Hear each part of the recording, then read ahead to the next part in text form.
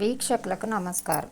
ప్రఖ్యాత ఫ్రెంచ్ రచయిత ఆంత్వాన్ the cent ఎగ్జూపెరీ 1943లో రాసిన ఈ పుస్తకం 14 కోట్ల కాపీలు అమ్ముడైంది. వందల భాషల్లోకి అనువాదమై ప్రపంచంలో అత్యధికంగా అనువాదమైన రెండో పుస్తకంగా చరిత్ర సృష్టించింది.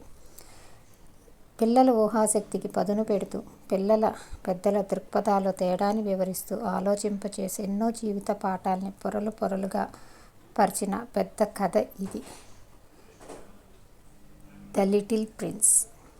నాకు కొత్త ఫ్రెండ్ అయ్యాడు అని పెద్దవాళ్ళకి చెప్పామనుకో, వాళ్ళేమడుగుతారో తెలుసా? మనలాగా అతడెలా మాట్లాడతాడు, ఏ ఆటలు ఆడతాడు, సీతాకోకచిలుకల్ని పట్టుకుంటాడా అన్నవి చూడడు. అతనికి ఎన్ని ఇళ్ళు, అన్నదమ్ములున్నారా, వాళ్ళ నాన్న ఎంత సంపాదిస్తాడు అని అడుగుతాడు. వాళ్ళకి అంకెలతోనే మనుషుల గురించి తెలుస్తుంది. గులాబీ రంగు ఇటుకలతో, పూల మొక్కలతో అందమైన ఇల్లు చూశామని చెప్పామనుకో, వాళ్ళకి అర్థం కాదు. $20,000 ఖరీదైన ఇల్లు చూశానని చెప్తే, ఓహో చాలా బాగుంటుంది అయితే అంటారు. చిన్నపిల్లవాడిలా ఆరిందలా చెబుతుంటే చెవులు అప్పగించి వింటున్నాడు పైలట్. ఇంకో సందర్భంలో అబ్బాయి ఆపకుండా ప్రశ్నల వర్షం కురిపిస్తుంటే, నేనేదో ముఖ్యమైన పనిలో ఉండి నోటికొచ్చింది చెప్పా విసుక్కున్నాడు పైలట్. నువ్వు అచ్చం పెద్దవాళ్ళలా మాట్లాడుతున్నావు, చిన్నపోయిన ముఖంతో అన్నాడా చిట్టి తండ్రి. ఇంతకీ పైలట్ అయిన ఆ పెద్ద మనిషికి చిన్నపిల్లాడితో ఎలా స్నేహం కుదిరింది అనేది ద లిటిల్ ప్రిన్స్ చదివితే గానీ అర్థం కాదు. అనుబంధాలు, ఒంటరితనం, ప్రేమ లాంటి అంశాలను స్పృశిస్తూ సాగే కథలో కథకుడు, కథానాయకుడు రెండే పాత్రలున్నాయి. 6 ఏళ్ల వయసులో అతడు ఏనుగుని మింగిన కొండ చిలువ బొమ్మ వేసి చూపిస్తే అది టోపీలా ఉందన్నారట పెద్దవాళ్ళు. వీళ్ళకి ప్రతీదీ విడమిర్చి చెప్పాలనుకుని ఈసారి పాము పొట్టలో ఏనుగు కనిపడేలా వేశాడు.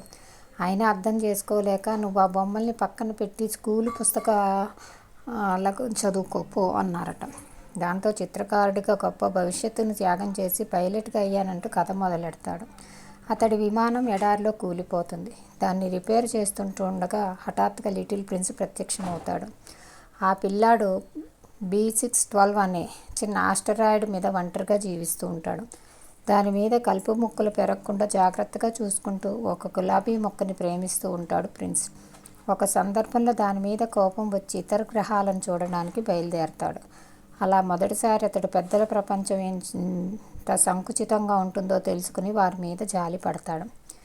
జీవితంలో ముఖ్యమైన విషయాలను హృదయంతో చూడాలి, కళ్ళతో కాదు. ప్రేమ బాధ్యత నేర్పుతుంది.